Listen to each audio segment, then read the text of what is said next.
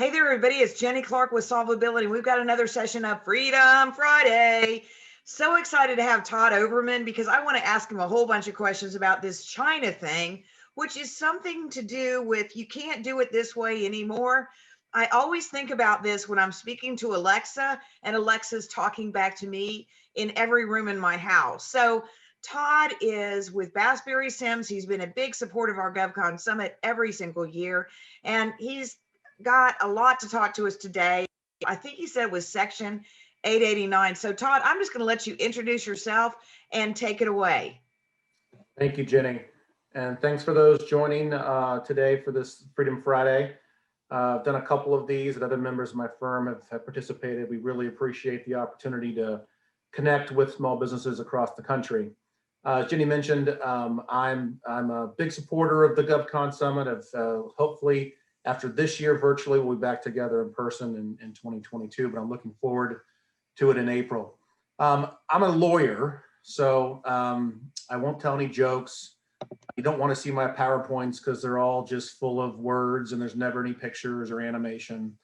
So I'm just going to speak to you today a little bit about Section 889 and try to share with you some lessons learned that you should think about as a small business, particularly when you may be getting documents thrown in your face from your large primes to certify to various things. I want you to know what it is that you are certifying to.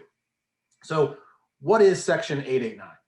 Well, Section 889 is one of the various ways that the US government has gone after Chinese products.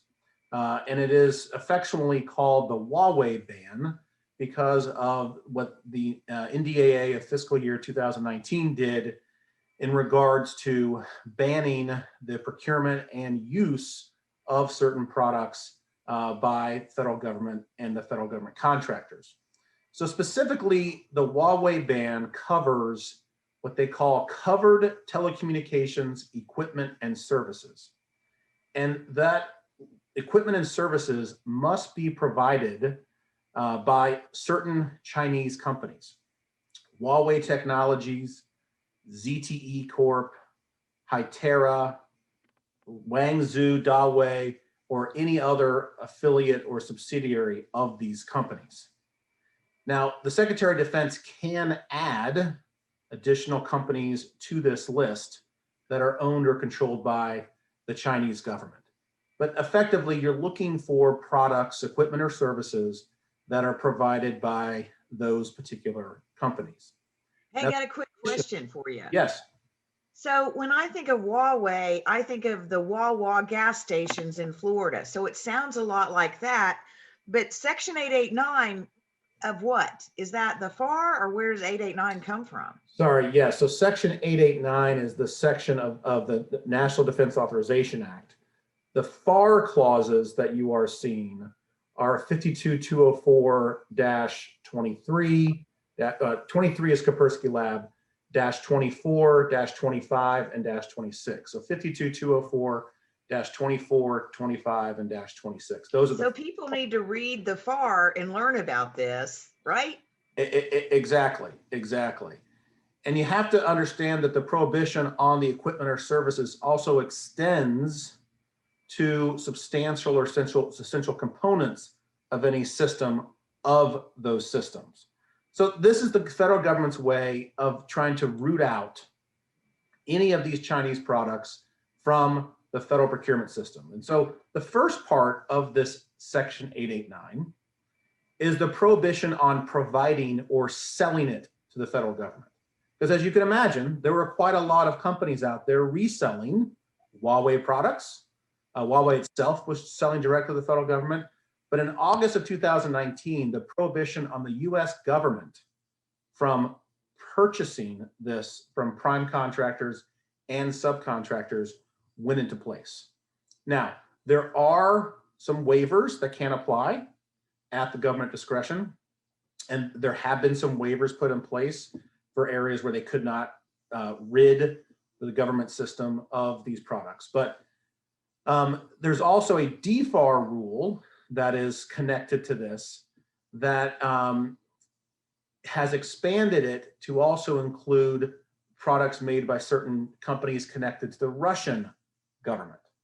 Now, interestingly, DoD does not have a list of these additional companies, but they do have the ability to extend this prohibition on providing these telecom equipment and services to the listed Chinese companies I talked about, as well as to other Russian companies that are tied to the Russian government.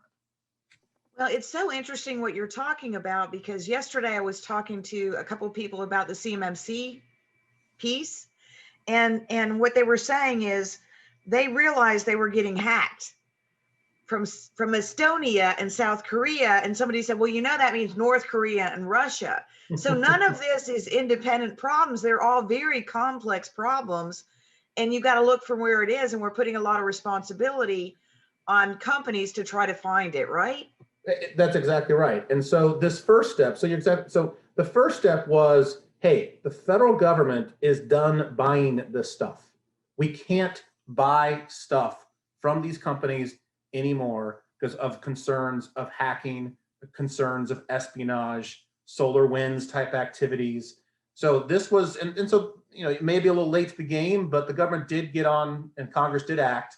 And so we've had for almost a year and a half now this prohibition on selling or providing these sorts of products and services to the federal government, okay?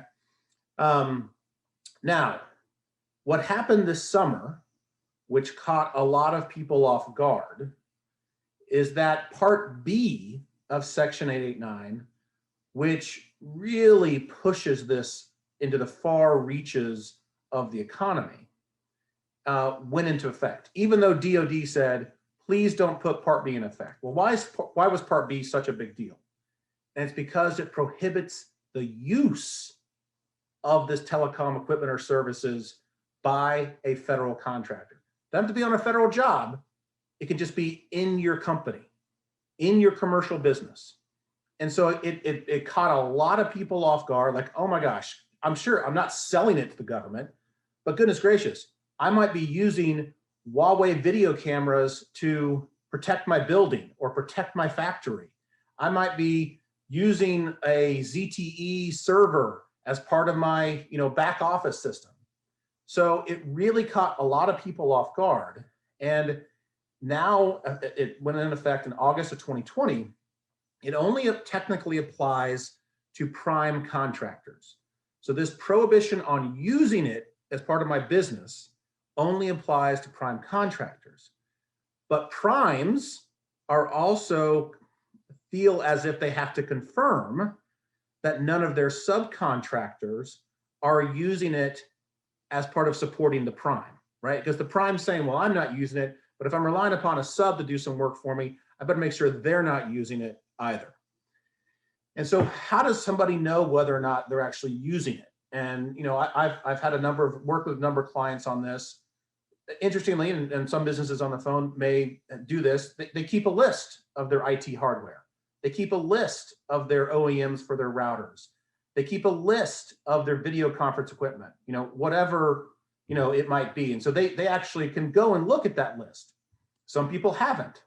And so they've had to go and create a list. And what the FAR says, or the guidance says, is that prime contractors are supposed to do what's called a reasonable inquiry. And a reasonable inquiry it's defined as designed to uncover any information in the entity's possession, primarily documentation or other records, about the identity of the producer or provider of the covered telecom equipment or services used by that entity. But a reasonable inquiry does not need to include an internal or third-party audit. So it's somewhere in between a full-fledged, internal audit and just kind of, opening up the covers a little bit. You got to do a reasonable inquiry to make sure this stuff is not in your telecom or a security network.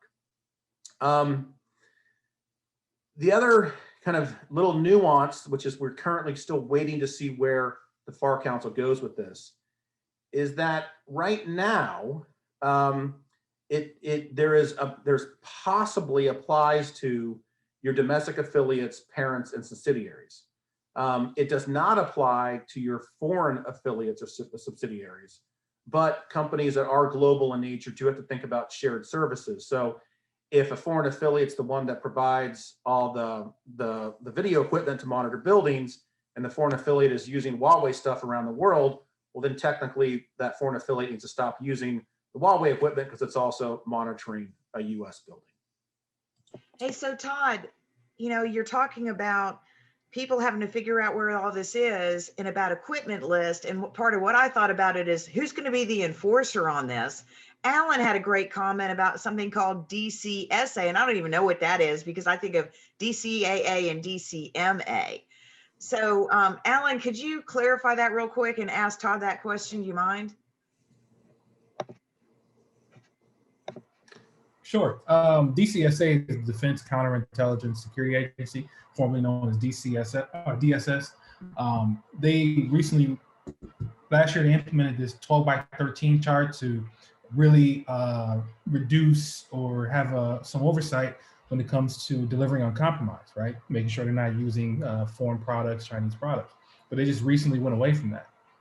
So I don't know if that has something to do with the Section B that you were talking about, but I just found that very interesting that they want to verify we're not delivering on compromise, but yet they walk that back. So I think from an enforcement perspective, DCSA has not been given the authority or oversight function of this. It really has kind of fallen within the overall kind of supply chain question, right? And so I think you might see from an audit perspective, you might see a DCMA get involved in this at some point in time. Right now, this prohibition has the flavor of, I mentioned it earlier, the Kaspersky Lab prohibition that we had many years ago. Kaspersky Lab is 52204-23, and it was a specific prohibition on purchasing things from Kaspersky Lab, right? And so that was something that people had to put into their kind of network and frame of mind to not buy things or services from them. This is a longer list of companies that are prohibited. And it is much harder to, confirm whether companies are actually doing this Part B and not using it. It's much easier to confirm they're not selling it, but it's much harder to confirm they're not using it. So I think what you are going to see, as you've begun to see in the cybersecurity space, is that enforcement in this area is going to come around to, and I hate to jump to it immediately, but to False Claims Act situations or whistleblower situations, where if companies are sticking their heads in the ground and not doing the sort of reasonable inquiry they're supposed to do, and going ahead and certifying on SAM.gov, as well as to their up the chain, either government or higher tier prime contractors, that they're in compliance, it could be ripe for a key tam lawsuit or a whistleblower lawsuit, because we are beginning to see those lawsuits come alive in the cybersecurity space, where companies for years have been certifying that, oh yeah, I'm NIST 800-171, I got my SSP, I got my POAM, I'm all good. No, hadn't done anything, right? So I think that's probably where we will see this, is that this is going to be viewed, because of the threat from China and Russia, that this could become it'll be enforced via the courts in essence, or if key tam lawsuits will be filed and then investigations will be opened, and this will become high profile enough that people are like, well, I've got to make sure I've adequately complied. And so the reason I want to talk about this, because I think what I've seen with some of my small and mid-sized clients is over the last 6 to 9 months, they've been either represented in SAM on the 52204-26 rep, didn't know what they were representing to, or they've been pushed down new certification forms from their primes. And again, they don't know what they are certifying to. So I wanted to kind of give just a couple best practices real quick on kind of what you should do as you receive, these certifications. Is one, you can monitor the list of prohibited entities. Now, I know I mentioned DoD is not keeping a list of the Russian folks, but they are keeping a list of the Chinese companies. And given it's high profile enough, I think if they add to the list, it will be fairly public. I'd also say, even though some folks on the phone may say, well, I'm a pretty small business, I don't do X, Y, or Z. This is kind of a big deal for me. I would just make sure you've done an appropriate internal inquiry and make sure that, you're not relying upon a service that's using the Chinese products, or if you've got security cameras around your building, that they're not Huawei cameras. I literally had a client who had gone down the path to start reselling security cameras, kind of connected to they were the body scan cameras for COVID, so that to take people's temperatures. And they went down the path of beginning to sell this. And before they knew it, those cameras were connected to Huawei. I think they were connected to ZTE. They were an affiliate of ZTE. So we were like, no, you can't stop. You cannot be selling those things to the federal government. And then obviously make sure your SAM.gov rep is accurate. And then to the extent that you are, in a prime situation and you've got to flow these things down, make sure you're getting, the required representations from your subcontractors and suppliers that they also are in compliance with these clauses. Todd, what I'm thinking of is all this stuff that's white labeled now. It's a generic part sold in mass that people can put their own labels on. How would I know? And, I think about all the stuff I have here in my office. I wouldn't know. And it's like, it's one thing if you're a big company and can do it, but somebody the other day said, well, what if you're a 3-person company and you have to be able to do this? It's a lot of cost for a 3-person company. What I said to them is, sadly, I don't care about a 3-person company. I care about a 50 to 100 person government contractor that's having to choose how to use the resource to get the, how they're spent to protect for cybersecurity, CMMC, NIST compliance, and on top of it, everything else. It's like you got to watch everything at once. Have you ever felt that it's like people are hanging on by their fingernails? Well, I have to say, I've been doing this for almost 20 years, and I feel like we're back at a point where the amount of regulatory burden being placed on contractors is at an all-time high. And it's an unfortunate, I think, confluence of events. Technology and cybersecurity requirements are real. And there are concerns about that, but we are layering things on top of contractors to the point that, now we're even saying for CMMC that the government will pay for it because we understand that it's so hard to implement. I think this one, particularly for small to mid-sized companies, again, if you're selling it, if you can look at the list of companies, and if you're in the resale business, like Alan, if you guys do any reselling, don't resell any of this Chinese stuff, right? Don't use any of it. Don't do anything with it. And then on the reasonable inquiry side, Jenny, you can look around your office. You can, look at your computers, look at your phones, look at your server, and just make sure that it's not on the naughty list. And I think you've done your reasonable inquiry, right? Because your IT infrastructure is much smaller. So there is burden, but I think it's obviously a different burden for different sorts of companies. I've got a couple of telecom clients, and this is obviously a much bigger deal for them in terms of what they have to do almost on a daily basis to figure out whether or not they're complying with this. And for other companies, it's just not as a big of a deal. So now, Todd, we're getting into one of my favorite topics: is how much is it going to cost, and how do we pay for it, and how do we still win business? The CMMC issue, when it first came out, it's been around for a long time. Now that we have the regulations and everything about it, my biggest concern is for those small businesses in federal contracting that hire a lot of veterans. They're going to have clearances. And I believe those companies are going to have to be CMMC level 3. And the pathway to that is way more than the $300 they said the Pentagon came up with this number. I was on a call yesterday with a fairly large Tampa-based company, has several hundred employees, and she said she has 3 full-time people working CMMC.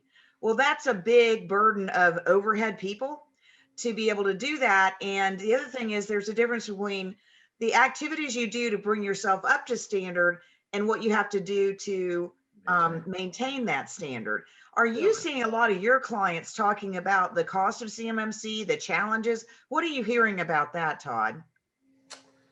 Well, I think, there's everyone approaches it a little bit differently. The vast majority of my clients who are preparing themselves for CMMC, let's put aside the ones that are already there because they've been subject to it for a while.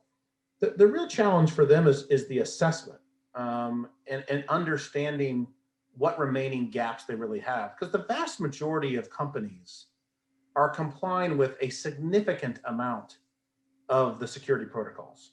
They really are. I mean, even my law firm, we've done our own gap assessment, and we're really close to all 100 and whatever there are, right?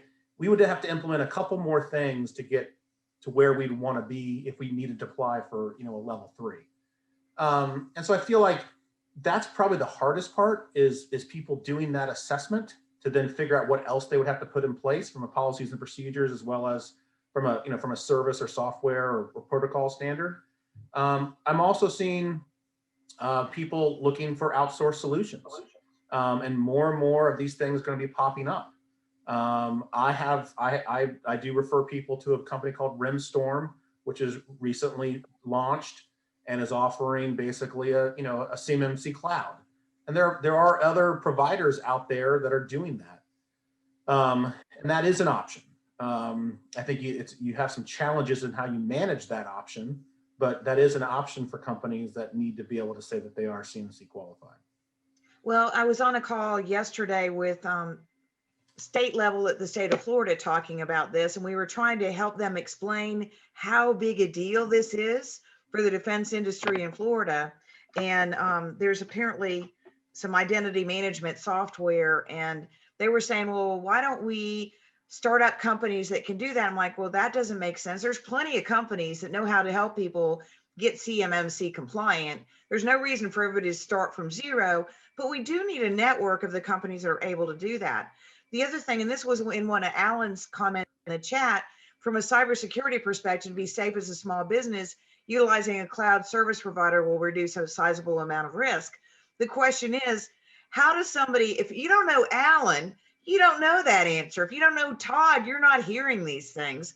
And we're looking for ways that we can collaborate as a defense community, as a federal contracting community, to get the answers from that, which is the whole reason we're doing GovCon Summit, is to bring together subject matter experts, small businesses, people, so they can share what they found and as a group find the answers. Because I look at what we're doing today, I call this the group brain.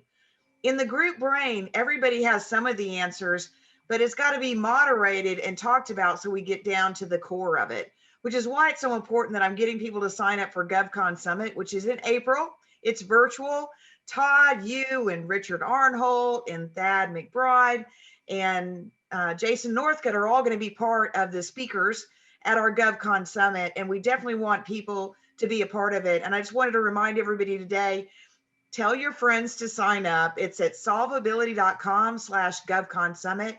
And Todd, thanks so much for being on here. Really appreciate the support of Bassbury Sims in all you do for our government contracting clients. And I can't tell you how many times somebody's called me and their blood pressure's just gone through the roof. They're so worried. And I say, let me get you on the phone with Bassbury Sims. And it's smooth after that. So thank you so much for everything you do, Todd.